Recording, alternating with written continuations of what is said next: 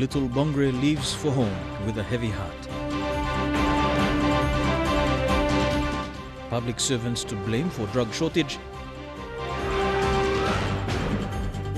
And Prime Minister says rural issues vital.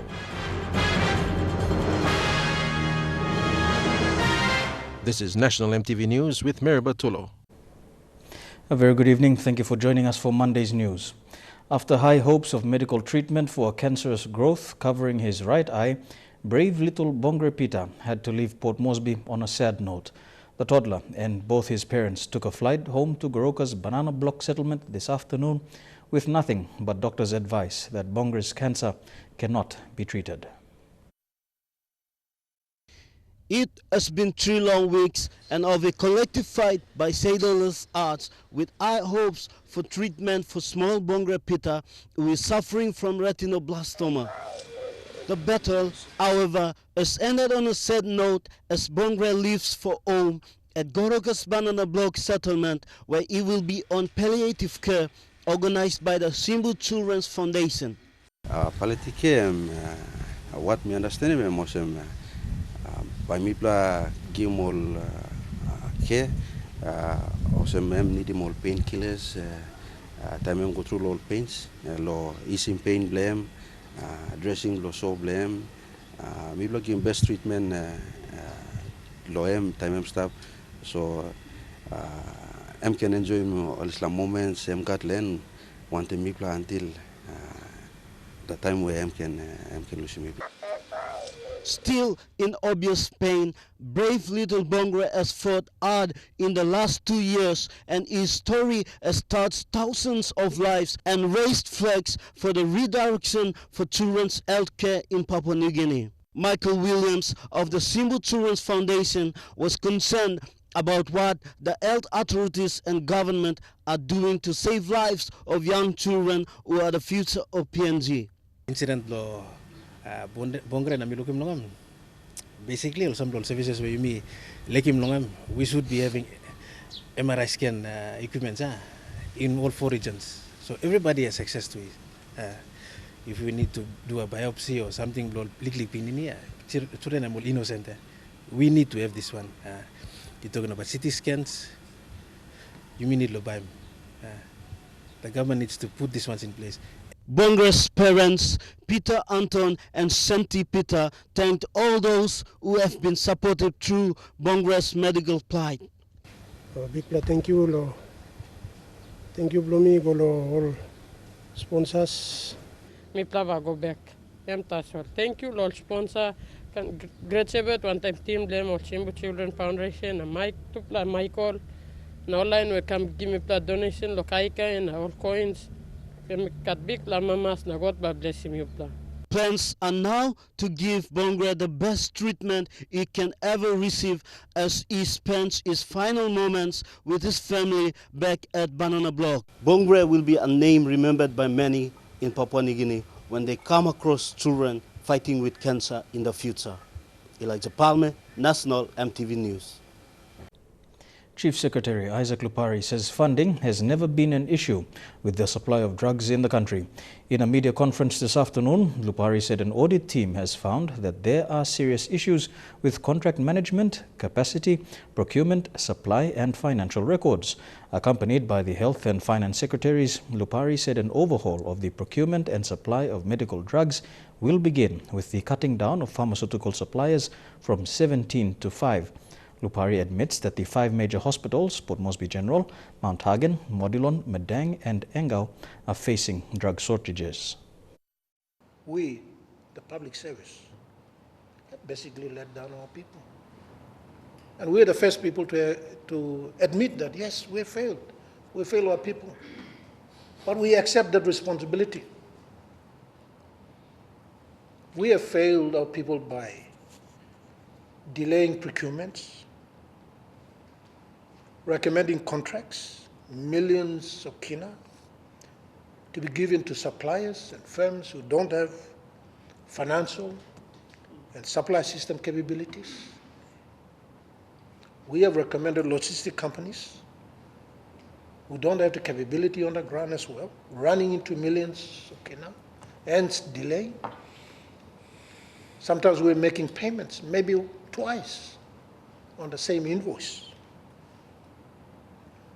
And we're also monitoring, ordering drugs that may not be suitable for our country. And some of them we hear that been stocked up in government stores. And we have to ban it. Millions of kilo.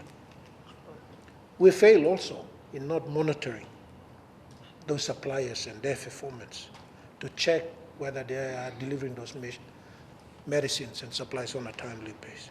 As well, all our Papua New Guineans and especially patients or relatives of patients, that the health department and the government, the chief secretary is taking ownership of this, and also our finance and treasury, that we are already talking about certain funding that could be used immediately to alleviate the situation. That already we have talked to suppliers, and during this week, those suppliers that have been identified have got their instructions to airlift medicines that are not available in their shops in town to be brought in from their warehouses overseas. But in the meantime, our pharmacists are going into their warehouse of those 5 or so companies in town to make sure that they have supplies actually in country. United Nations studies show that women around the world are still marginalized when it comes to elections. In Port Moresby recently, a group of women from different suburbs were brought together to talk about their participation in elections. The issues they raised reinforced the challenges that women continue to face during elections in Papua New Guinea. The women were given the space to air their views at the American Corner at the National Library. While they were a small group of women, their voices were loud. When I ended up at the polling booth, only to find out that somebody has used my name to vote. So I think it's best for the Electoral Commission to issue IDs or... Plenty of using all ghost names too. Like there are too many harassments. All men are making kind now, but come not talk. You vote for this man, and then they try to put the money, try to bribe women, especially me, all mama, yeah, to vote for the person we all like him. So for this year, 2017, I don't want to vote. All Electoral Commission only come update him all name, all been come or some still man. All not been marking time where man Mary must have a past them, like awareness must come before time and banner. Also give him all pamphlet, not banner, all man, we all survey some this la date, go la this la time, me baba come around. Come back law, you me all people too now. You me by not blaming all. Or some all no walking walk all walking walk long all. That's all you me yet, you me no kirap na go na. Update him all names blow you me by make him walk to he still all. The facilitator of the discussions was Dr. Orovu Sepoe, who has an extensive career in studying women's participation in elections. In their group presentations, they've also highlighted what political parties are for and who should become a member of a political party. And those are important questions that these women have asked, and they highlight the gaps that we need to fill in. The event was organized by the U.S. Embassy, and Ambassador Catherine Abbott Gray said it is their priority to continue to work in advancing women's roles in PNG. And on a most basic level, to have a healthy democracy, women have to fully participate. And to participate, you have to be able to vote freely, without influence or without interference in your ability to vote. And so, although a small event happening at the American Corner, but for me it's a very important event because it has given the women the space to express their views about the elections, about the issues that they encounter as citizens. And so these are issues that need to be taken on board. The PNG Electoral Commission says to decrease intimidation on women in this year's election, there will be separate lines at the polling booth for for men and women. Sarah Aupong, National EMTV News. Prime Minister Peter ONeill has highlighted the importance of remote and rural issues. The Prime Minister, who has been making a point of visiting remote rural communities during the election period, said it is important to make sure rural voices are properly heard in this election campaign. Yesterday, the Prime Minister visited the Kuare, Mambi and Yarena villages in the Southern Highlands province. His main message: to get out to small villages and talk with people in remote areas and hear about their challenges. So kangan toto bakam tasol misawa sem Papua New Guinea by giving Yumi Nambala for him next government. He reassured the people that delivering free education and healthcare and building infrastructure like roads, schools and health centers remain priority areas for the PNC-led government. Oh, German told free education over Papua 1975 suppose free education stop. Why do you work about school fees? And like all German told the problem thinking Roman very brilliant. And a reassurance that support improvement program grants for provinces and districts will continue as they are needed to ensure growth and development in rural and remote communities. Also, you work in this university now. All money work was started constructing this land. You must finish this university. Some of you losing government and all the canceling modest project and currently in our plan. So no good thing of them. Government and stop plan finish will become nothing. No, and easy all the fencing. But this is the final stretch to the end of campaigning and the hours when eligible voters decide who they want to represent them for the next 5 years are getting closer. It's also the time when the veiled campaign innuendos are discarded and straight talk is what all candidates are resorting to win over voters. So time election come up time you start planning can man. But sana working can promise na can talk. Some time all put in plan is so way going inside and a sweet over that. And just like you said, you know what that looks something. Neville Choi, National EMTV News. Here with National EMTV News, we'll have more on the national general elections after the break. Stay tuned.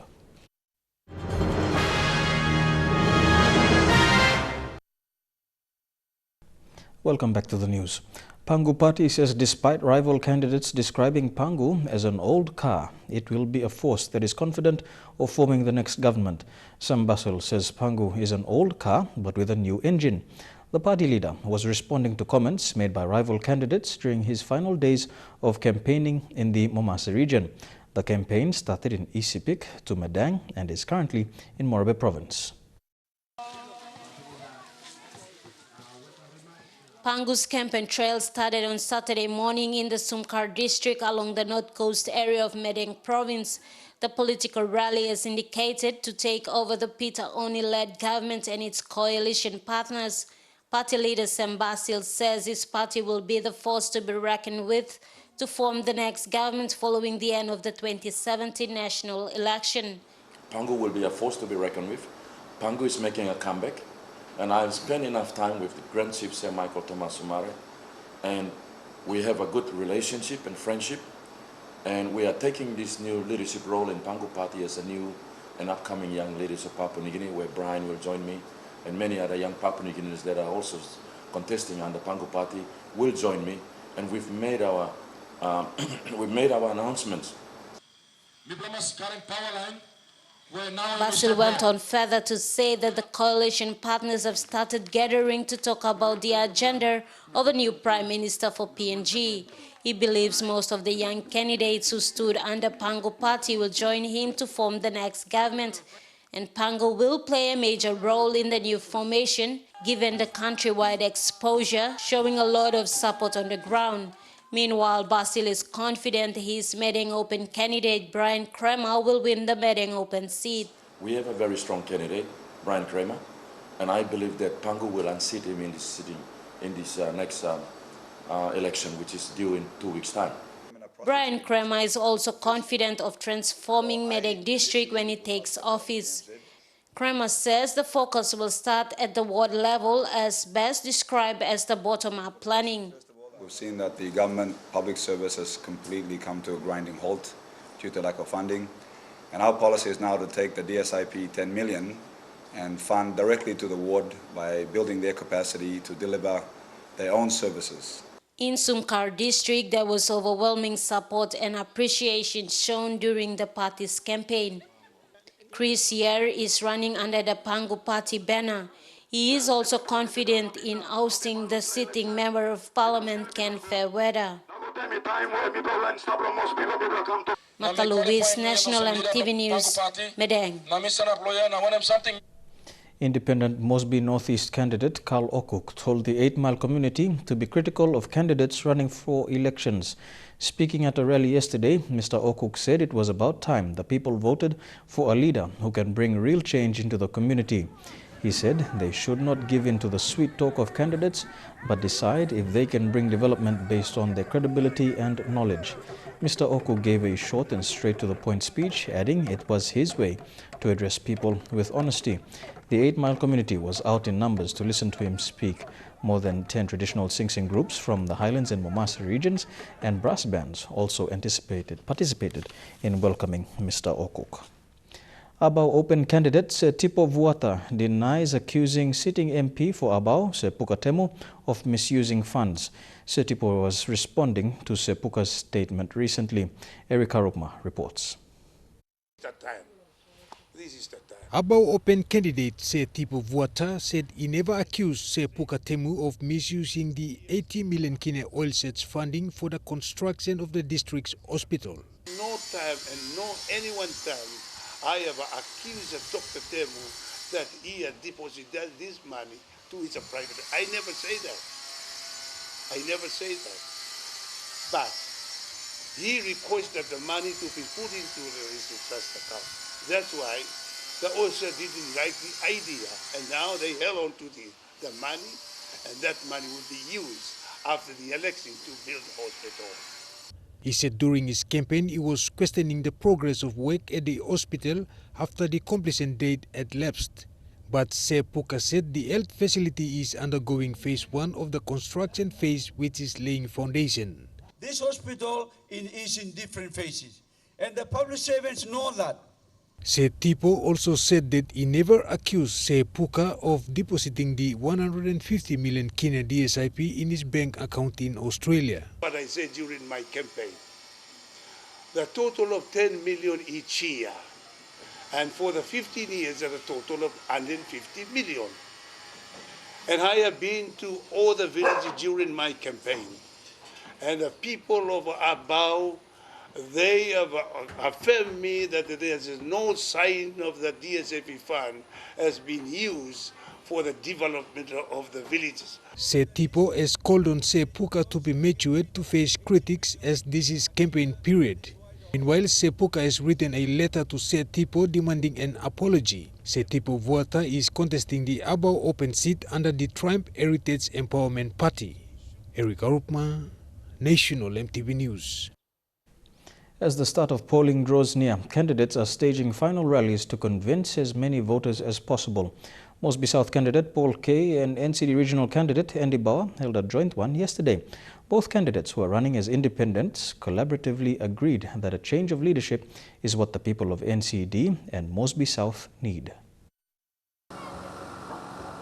Paul Kay's campaign trail has targeted small communities in Mosby South. Kay's main talking point, the eviction of settlements in Port Moresby. They can at least live outside, stay far away from here, but at least we find a place for them, find a good water for them, shelters for them, a good living place for them, because after all they've been removed from Fukai Sports and they are still here.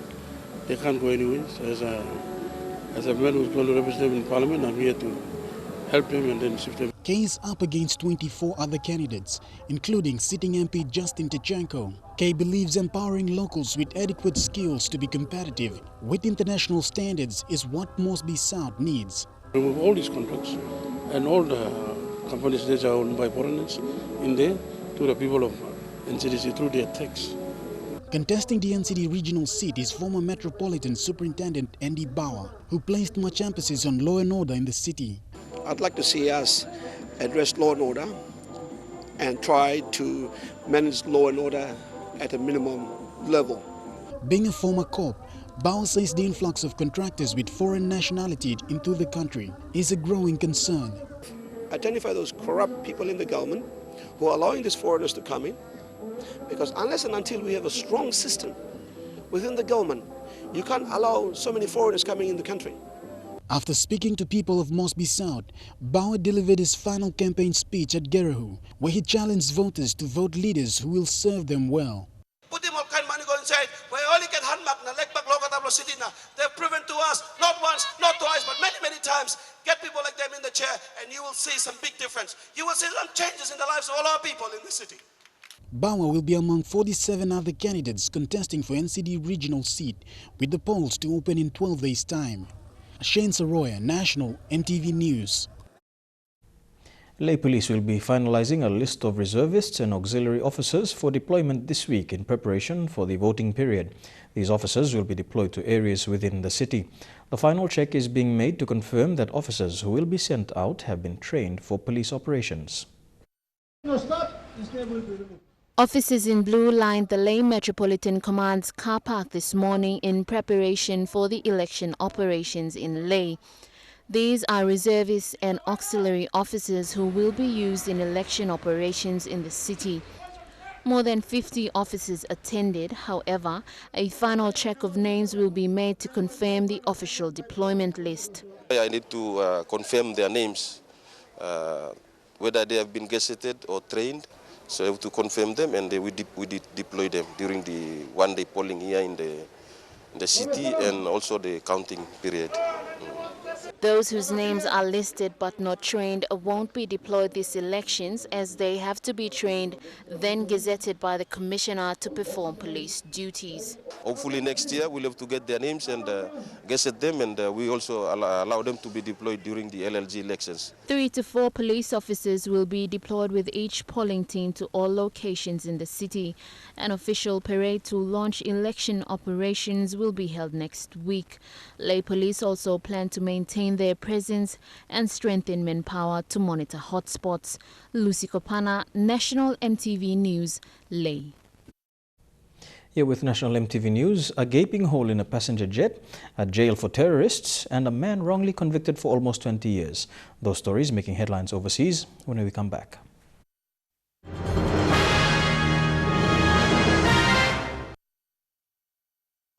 Welcome back to National EMTV News. Turning overseas now, it's still unclear what caused a gaping hole in the engine casing of a passenger jet flying out of Sydney. What is clear is how frightening it was for the 200 people on board.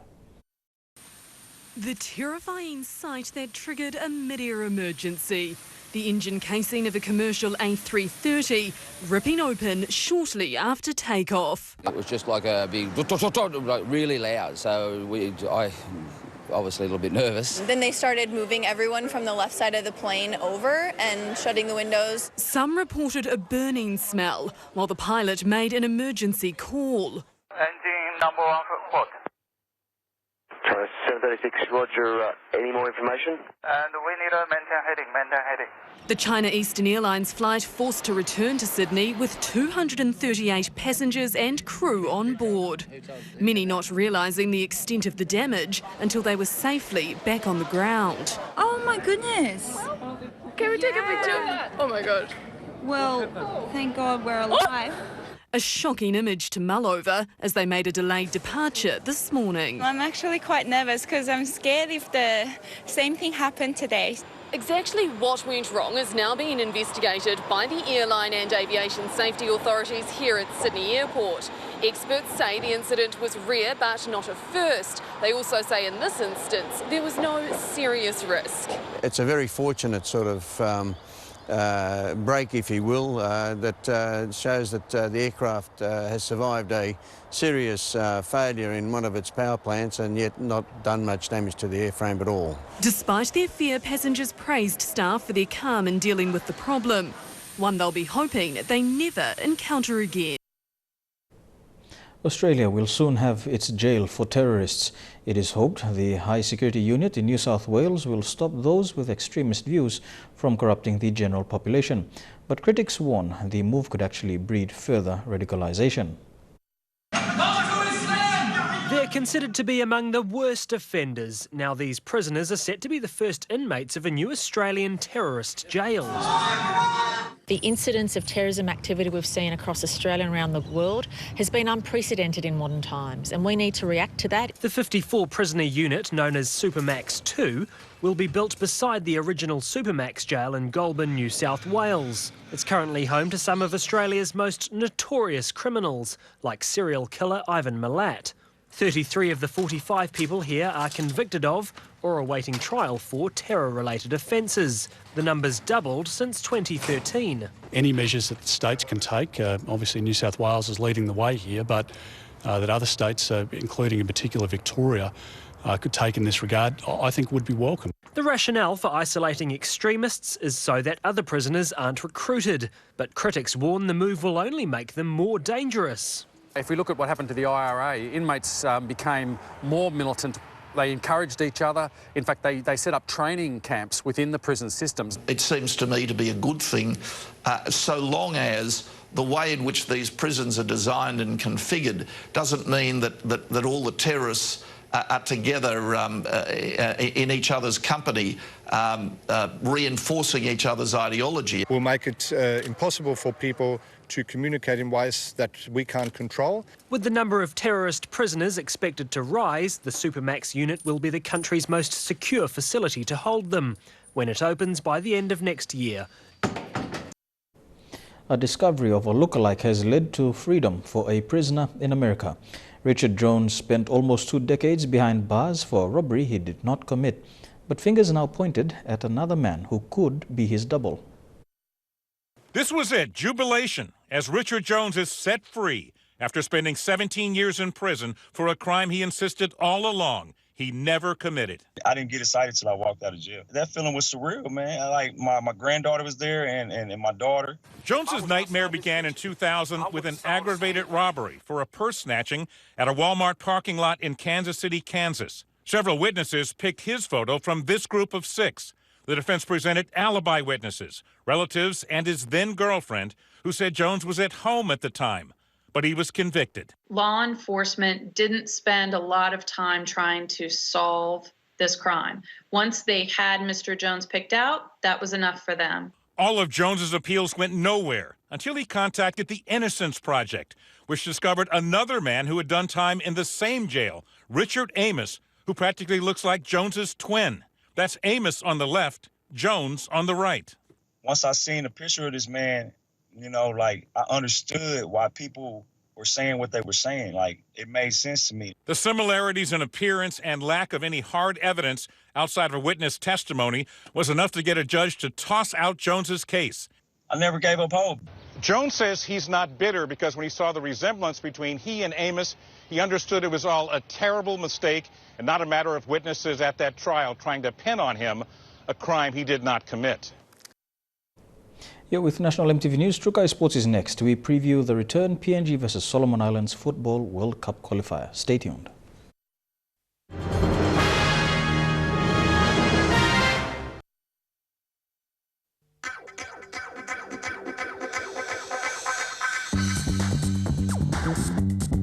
Fukai Sports.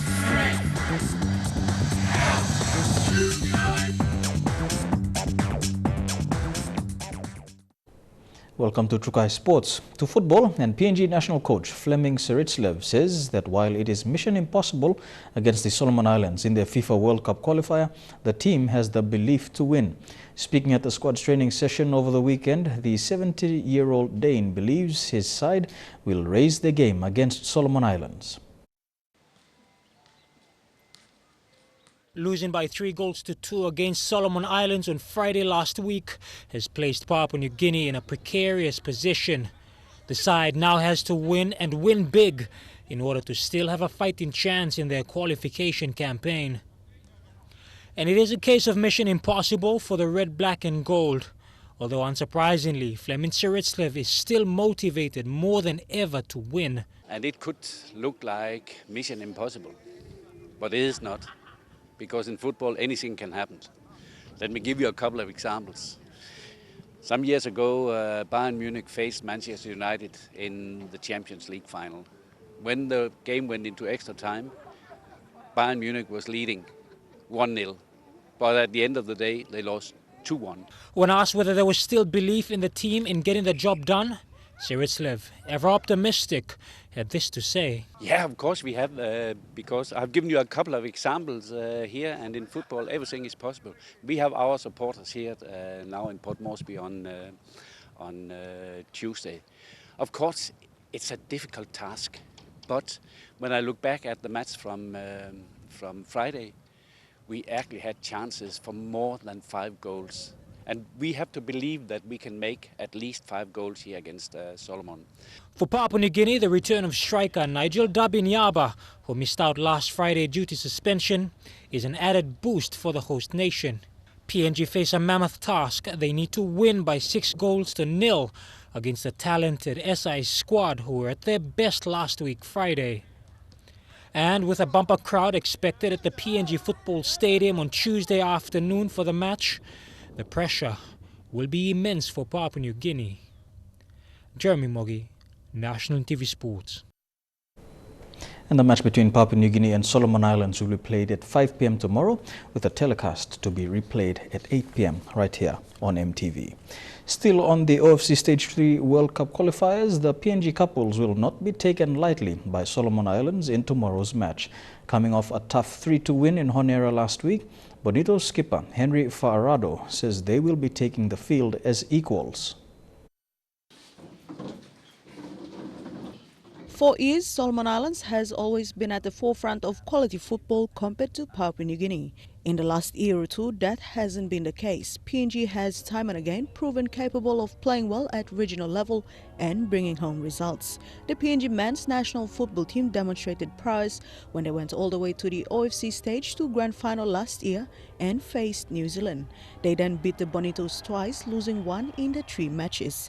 After the couples gave them a run for the money and losing by a point last week, the Solomon Islanders now respect the couples as their equals. I would say they were underdogs, and at the moment I wouldn't say they were the underdogs because they have proven themselves at Oceania, the OFC Nations Cup, and they have proven themselves, in all even the preparation games that they have as well.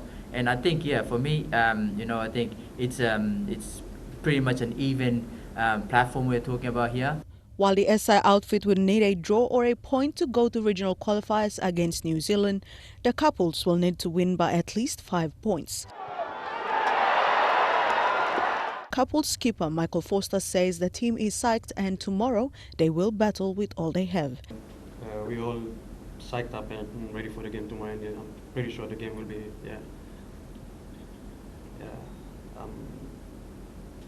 And couples coach Fleming Saritzlev said it is football, so a 5-goal win is possible. Dinarose Raiko, National MTV Sports. More than 500 bicycle riders took part in what has turned out to be a biggest Queen's birthday celebration in East New Britain today. The riders endured a 29-kilometre bike race from Kokopo to Rabaul. Men, women and children battled in their respective categories for the top spot to bag prizes. Over the last 2 years, Rabaul Pacific Industries, the major sponsor of the event, has organized the community event after realizing there weren't any major celebrations held to commemorate the Queen's birthday. The event brought together people from all over East New Britain, and to a large extent it relies on community participation to make it a success. The hosts of the event, Pacific Industries and Gogo Cola, hope to make the event even bigger and better in 2018. Fukai Sports continues after these messages. Stay tuned.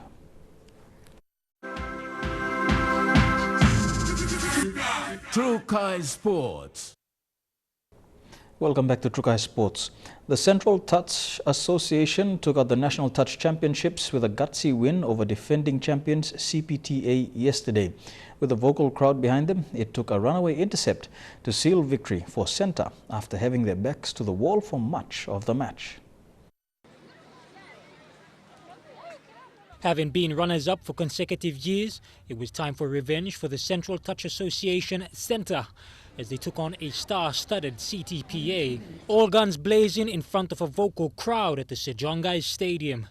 From the get-go, defending champions CPTA would fight to assert their dominance over their opposition. And after 4 years at the pinnacle of PNG touch rugby, their supremacy would be tested as 4 denied tries capped off the first half. It wasn't until the drop-off late in the second, where individual players are removed after 2 minutes of extra time, did the 4-man centre hit back against the run of play.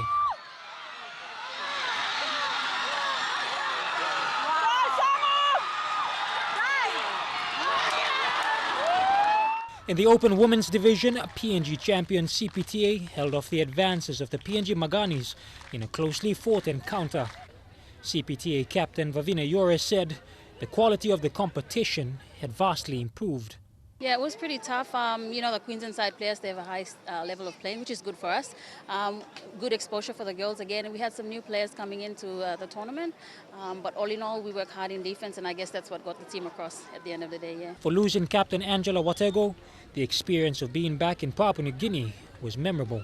Oh, it was amazing, eh? Like, I'm so proud of my girls. They've done an amazing job. To come against the top women's PNG touch players, my girls are just... they're young girls, they're just fresh from high school, and they've done an amazing job. I'm so proud of them. Previously, President of the PNG Touch Federation, Dari Toka Jr., had said that with the Touch Rugby World Cup in 2019, that now was the time for PNG to step up and be noticed. There's some raw talent that's coming out from the other provinces, and that's what we're going to start. In order for us to, for the code to improve, we need to reach out and try and build as many pools as we can. And develop those players that are outside, because there's still a lot of talent out there, and if we're focusing on Port Moresby, it's just a very small pool. Teams from centres as far as Manus, Oro and the Momase region all participated in the national championships. Jeremy Mogi, Nation TV Sports. To Rugby League, the Lebanon National Rugby League team has announced Brad Fittler as their head coach. He will lead the team to this year's Rugby League World Cup in October and will take charge of the national team's operations immediately. Fittler has a wealth of coaching experience at the representative and NRL level, having overseen the City Origin side as well as the Sydney Roosters from 2007 to 2009. Moving on to Super Rugby, one of the major subplots of the Lions tour so far is the difference between the Northern and Southern Hemisphere scrummaging technique. The Crusaders learned the hard way on Saturday night, with the referee interpretations having an influence on the game. Tomorrow night, the Highlanders get their shot with an Australian referee in charge. It's no secret the Lions back their pack, and their coach believes this part of the world walks a fine line with the law when it comes to scrum time. The law says there must be a small gap. They don't play to the law of the game, so they see rugby sides tend to scrummage illegally if that's the case. A barrage of penalties from Frenchman Mathieu Reynal against the Crusaders pack on Saturday has the Highlanders on notice. We've talked to the ref and he's happy with our processes, so we just have to stick to that. Lions tight head prop Kyle Sinclair, with 13 tests for England to his name, unabashed over Northern Hemisphere teams playing for penalties at the scrum. Especially in their own 22s, massive emphasis on penalty exits, where if you come to Super Rugby, the ball's in play a lot longer than it would be in a Premiership games. Teams want to play. You've got guys out wide like Fikatoa, Naholo. You're obviously going to want their hands on the ball in space. Tomorrow's match under the roof in Dunedin will be controlled by Australian Angus Gardner. That's it then? No. Oh yeah, that's it. With the Test series looming, the Super Rugby matches are giving the All Blacks a taste of what to expect. When they were allowed to scrum, and what I mean by that, when there wasn't a penalty or a free kick, I thought our scrum was good. For a depleted Highlanders pack, tomorrow night's mission against the Lions side finding its rhythm will certainly be a tough task. Southern hopes might have to hang on some backline brilliance. Rafael Nadal has created history in tennis, becoming the first man to win 10 titles at the same Grand Slam. Nadal today confirmed he is the king of clay, winning his 10th French Open. Rafael Nadal! 9 times a Roland Garros winner, but it's been 3 years since the most successful clay court player of all time celebrated in Paris. That's an aura that he brings to the court. Back in the final he's never lost, it was straight to business for the 31-year-old.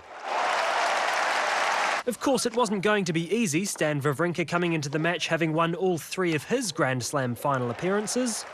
Rafa and his formidable forehand producing yet another clay court clinic. Oh, Nadal's Swiss opponent joining in with the centre court appreciation. And when he wasn't blasting cross-court winners, the Spaniard was finding equally effective finesse down the line. Frustration starting to creep in at the other end, and for the man who hasn't dropped a set all tournament, a ruthless charge to the title. For me, the nerves, the adrenaline that I feel when I play in this court is impossible to compare to another feelings. A special trophy for the 10-time King of Clay, tasting success here once again. And that ends Fukai Sports. Up next, the weather details for the next 24 hours. Fukai Sports.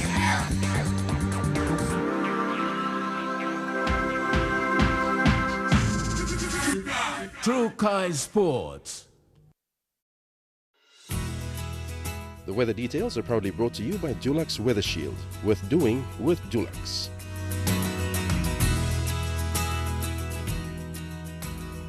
Here's a look at the weather over the next 24 hours in the southern region. Port Moresby, Daru and Kerama, cloudy at times, cloudy periods for Alotau, cloudy with some showers, expected for Popondetta with a top of 31 degrees. To the Momasia region, becoming cloudy for Ley and Wau, mostly fine in Madang and Wewak, a few showers expected in Vanimo. To the New Guinea Islands region, mostly fine for Lorengau, Kavian, Kokopo, Rabaul and Kimbe, partly cloudy in Buka. And in the Highlands region, cloudy at times for Mount Hagen, partly cloudy for Goroka, Kundiawa, Mendi and Wabag. I'll look at the forecast for small ships, but first there is a strong wind warning current for all coastal waters of southern PNG Indonesian border through Torres Strait and Daru to Kiwai Island to Kerama, Yule Island, Hood Point, including all Milne Bay and its islands, and also from Cape Vogel to Finschhafen through Witia Strait, Dampier Strait to CSE Island, Long Island, Medang, Bogia, as well as West New Britain. Waters of southern PNG Indonesian border through Torres Strait and Daru to Kiwai Island to Kerama, Yule Island, Hood Point, with waters of eastern and western Milne Bay Islands, and with waters of Samurai Island to Cape Vogel and Finschhafen, seas 2 to 2.5 meters. Waters east of Hood Point to Samurai Island, and with the waters of Manus and its western group of islands, seas 1.5 to 2 meters. Waters of Finschhafen through Witia Strait and Dampier Strait, including CSE to Long Island, and with waters of West New Britain, seas 2 to 2.5 meters. Waters of Bogia to Wewak, Aitape, Vanimo, and the northern PNG Indonesian border, seas 1.5 to 2.5 meters. And waters of New Island to East New Britain and Bougainville, seas 0.5 to 1.5 meters.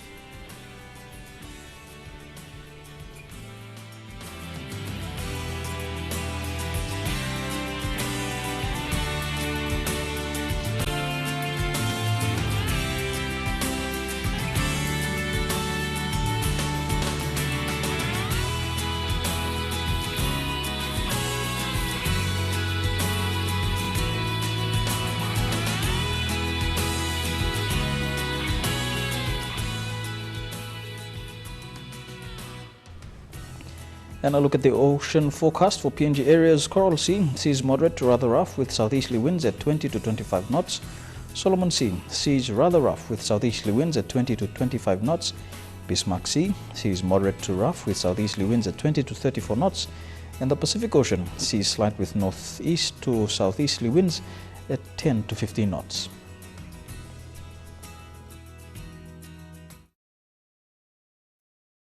The weather details are proudly brought to you by Dulux Weather Shield. Worth doing with Dulux. And that's the way it is this Monday, the 12th of June 2017. On behalf of the EMTV News team, pleasant viewing. Good night.